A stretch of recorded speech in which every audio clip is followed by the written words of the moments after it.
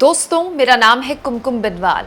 लोकसभा के स्पीकर पद को लेकर किस तरह से सत्ता पक्ष और विपक्ष के बीच रस्साकशी देखने को मिली, ये आप और मैं अच्छे से जानते हैं। हालत ये हो गई कि जो स्पीकर का पद अमूमन सर्वसम्मति से चुना जाता है, उसको लेकर बाकायदा चुनाव करवाया विपक्ष ने। हालांकि विपक्ष हार गया, विपक्ष जानता था कि वो हार जाएगा, लेकिन एक उम्मीद और एक मैसेजिंग देने की तैयारी विपक्ष ने इस फैसले से की कि किसी भी हाल में विपक्ष सरकार की मनमानी चलने नहीं देगा। लेकिन क्या आपने एक चीज नोटिस करी दोस्तों, डिप्टी स्पीकर, जी हाँ, लोकसभा का डिप्टी स्पीकर कौन होगा, इसको लेकर एक रहस्यमयी शांति बीजेपी के बीच दिखाई दे रही है। मतलब सत्ताधारी दल अब तक डिप्टी स्पीकर को लेकर कोई भी नाम आगे क्यों नहीं कर पाया है। हालांकि बात सही है कि डिप्टी स्पीकर का चुनाव कब होगा ये स्पीकर ही तय करते हैं, लेकिन क्या इस नाम को लेकर सहमति नहीं बन पाई है। बहुत से लोगों का ये दावा है दोस्तों कि हो सकता है कि डिप्टी स्पीकर को लेकर टीडीपी की तरफ से, क्योंकि स्पीकर को लेकर एक मांग रखी गई थी, तो हो सकता है कि डिप्टी स्पीकर का जो पद है, बीजेपी का ये मन हो कि वो अपने किसी सहयोगी को दे दे, यानी कि टीडीपी को दे दे। जेडीयू तो वैसे भी इंटरेस्टेड नहीं है स्पीकर या डिप्टी स्पीकर के पद में, लेकिन टीडीपी को दे सकते हैं।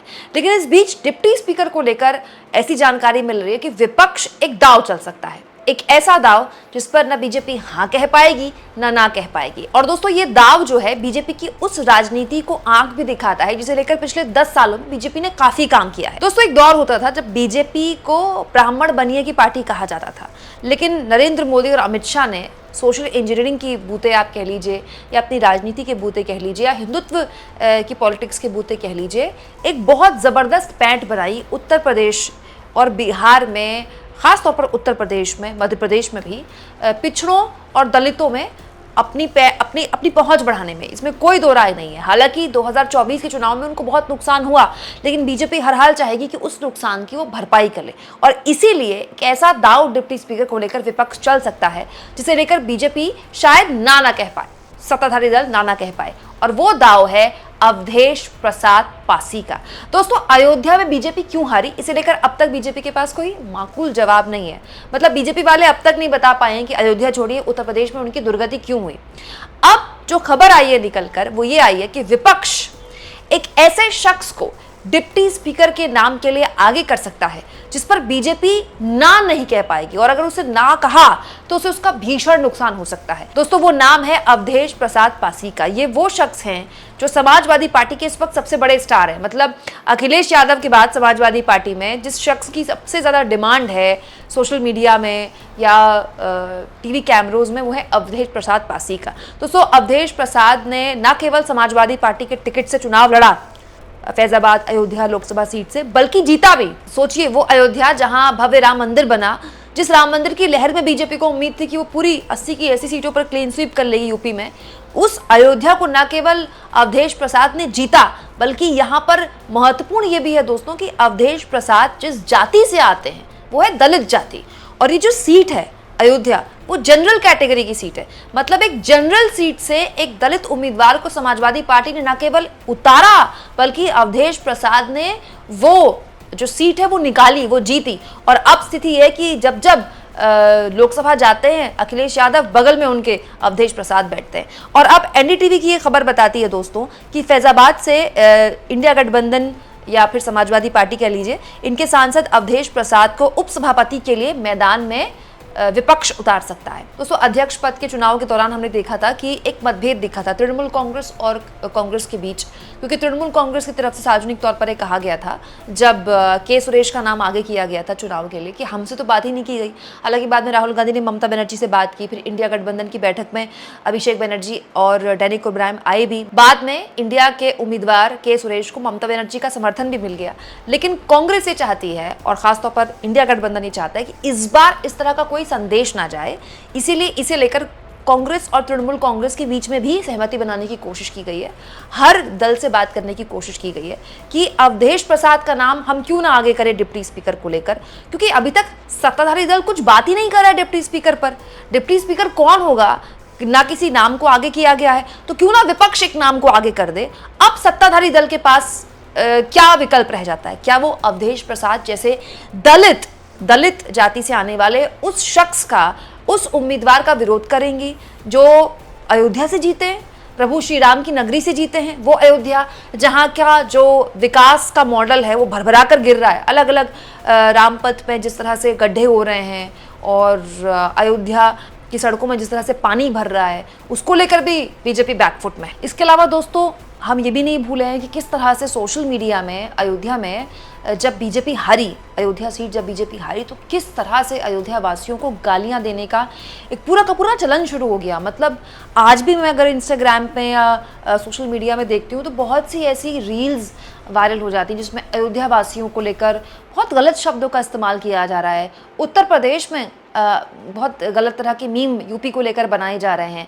अब तक बीजेपी इस बात को लेकर मंथन नहीं कर पाई है कि यूपी में उसकी क्यों दुर्गति हुई, अयोध्या में वो क्यों हारी, लेकिन अयोध्या वासियों को जिस तरह से टारगेट किया गया वो वाकई शर्मनाक है। तो विपक्ष अयोध्या से जीते हुए एक सांसद को आगे करके न केवल अयोध्या वासियों के उस अपमान का बदला लेने का एक दाव चलेगा, बल्कि बीजेपी के लिए भी मुश्किल हो जाएगा, क्योंकि इसके बाद विपक्ष बीजेपी से सवाल पूछेगा कि एक ऐसे उम्मीदवार जो अयोध्या सीट से जीते हैं, अयोध्या की फैजाबाद सीट से जीते हैं, लोकसभा पहुंचे हैं और अनुभव भी पूरा है, और दोस्तों अवधेश प्रसाद कई बार के विधायक रह चुके हैं, उम्र में वरिष्ठ हैं, तो उनके लिए संसद की कार्रवाई चलाना कोई बहुत मुश्किल टास्क नहीं होगा। तो बड़ा सवाल यह है कि विपक्ष जब अवधेश प्रसाद को आगे करेगा तो वो बीजेपी से पूछेगा कि क्या आप एक दलित का विरोध करेंगे, क्या आप ऐसे शख्स का विरोध करेंगे जो अयोध्या जी से जीता है। तो ऐसे में एक बहुत बड़ा चक्रव्यूह विपक्ष रचने की जोर आजमाइश कर रहा है सत्ताधारी दल के आगे, और अब उसके लिए बड़ी मुसीबत होगी कि वो इस चक्रव्यूह को कैसे तोड़े। हालांकि बात सही है दोस्तों कि पिछले 5 सालों से डिप्टी स्पीकर का पद खाली था, लेकिन तब से लेकर अब तक गंगा में बहुत पानी बह चुका है भाई। अब स्थितियां ये हैं कि विपक्ष के पास ये अधिकार है कि वो डिप्टी स्पीकर का पद मांगे, और गठबंधन की सरकारों में इससे पहले ये चलन रहा है। यूपीए की सरकार के दौरान भी डिप्टी स्पीकर का पद विपक्ष के पास रहा है। तो डिप्टी स्पीकर अगर विपक्ष मांग रहा है तो कोई नाजायज मांग नहीं है उसकी। और महत्वपूर्ण तो ये है दोस्तों कि इस बार डिप्टी स्पीकर के पद के लिए विपक्ष पूरी तैयारी के साथ मैदान में आया है। उसने एक उम्मीदवार, एक तरह से आम सहमति बनाने की उस उम्मीदवार को लेकर तैयारी शुरू कर दी है। दोस्तों अब तो भारतीय जनता पार्टी की आंतरिक रिपोर्ट में भी ये दावे किए जाने लगे हैं कि संविधान खतरे में है। ये जो पूरा का पूरा मुद्दा था, ये जो पूरा का पूरा नैरेटिव था विपक्ष का, इससे उसको अच्छा खासा नुकसान हुआ है, खासतौर पर उत्तर प्रदेश और राजस्थान जैसे इलाकों में। अब इसे लेकर विपक्ष को लेकर तमाम तरह की बातें बीजेपी कर सकती है, लेकिन सच्चाई ये है कि इस तरह की जो बातें हैं, इस तरह के जो दावे हैं, सबसे पहले बीजेपी नेताओं ने ही शुरू किए। खास तौर पर जिस अयोध्या से सांसद अवधेश प्रसाद पासी की हम बात कर रहे हैं, उनके खिलाफ जो बीजेपी के प्रत्याशी थे लल्लू सिंह, उन्होंने ही इस तरह का बयान देना शुरू किया था कि 400 सीटें आएंगी तो हम संविधान बदल देंगे। इस तरह का बयान उनकी तरफ से ही आया था, और उसके बाद हाथ में संविधान की किताब लेकर, चाहे वो अखिलेश यादव हो, चाहे वो राहुल गांधी हो, जिस तरह से उन्होंने पूरे चुनाव का मूड बदला, मिजाज बदला, उसके बाद तो खैर अब सामने ही है। अब तो बीजेपी खुद स्वीकार कर रही है कि इस मुद्दे का उसको अच्छा खासा नुकसान हुआ है। यानी कि इस बात में अब कोई दो राय नहीं है कि वो दलित वोट बैंक जिसको बहुत होशियारी से बीजेपी ने मायावती से अपने में ट्रांसफर किया था, बहुत हद तक वो ट्रांसफर हुआ भी था। न केवल वो दलित बल्कि गैर यादव ओबीसी वोट बैंक भी, जो जिसने एक वक्त में बीजेपी को न केवल विधानसभा में बल्कि लोकसभा चुनाव में भी वोट किया, उस वोट बैंक में एक तरह से सेंधमारी इंडिया गठबंधन ने की है। लेकिन इंडिया गठबंधन भी ये चाहता है कि ये जो एक नया वोट बैंक खास तौर पर अखिलेश यादव ने अपने साथ जोड़ा है, बहुत बड़ी बात है अखिलेश यादव के लिए। उनकी पार्टी तो यादवों और मुसलमानों की पार्टी कही जाती थी, लेकिन उनका पीडीए का दाव चला, पिछड़ा, दलित, अल्पसंख्यक, और अखिलेश यादव खुद भी चाहते हैं कि ये जो एक जोर आजमाइश उन्होंने शुरू की है वो लंबा चले, क्योंकि उत्तर प्रदेश में 2027 में अगर उनको चुनाव में बेहतरीन परफॉर्म करना है, आने वाले उपचुनाव में अच्छा परफॉर्म करना है, तो जाहिर तौर पर उनके लिए भविष्य की राजनीति यही संदेश देती है कि वो अपनी पार्टी को यादवों और दलितों से आगे बढ़ाए। कांग्रेस पार्टी ने जिस तरह से चुनाव के बाद हाथ में संविधान की किताब लेकर, चाहे वो राहुल गांधी हो, चाहे वो तमाम विपक्ष के नेता हों, जिस तरह से उन्होंने ये संदेश दिया है, वो भी साफ तौर पर बताता है कि इस मुद्दे को वो आगे और ले जाना चाहते हैं। जो संविधान का मुद्दा है ये चुनाव के बाद खत्म नहीं होने वाला है, और अगर अवधेश प्रसाद जैसे किसी कैंडिडेट को आगे किया जाता है डिप्टी स्पीकर के पद के लिए विपक्ष के द्वारा या इंडिया गठबंधन के द्वारा, तो फिर अपनी इसी बात को एक तरह से आगे बढ़ाता है विपक्ष कि देखिए हमने तो एक अयोध्या सीट से जीते दलित उम्मीदवार को आगे किया है, जो कि राजनीतिक तौर पर भी बहुत परिपक्व हैं, जिनको रूल्स एंड रेगुलेशंस के बारे में काफ़ी जानकारी है। अब आप बताइए आप किसे आगे करेंगे? तो जाहिर तौर पर ये एक ऐसा दाव है जिसमें बहुत सी चीज़ें इंडिया गठबंधन सोच समझकर साथ लेकर आगे बढ़ रहा है।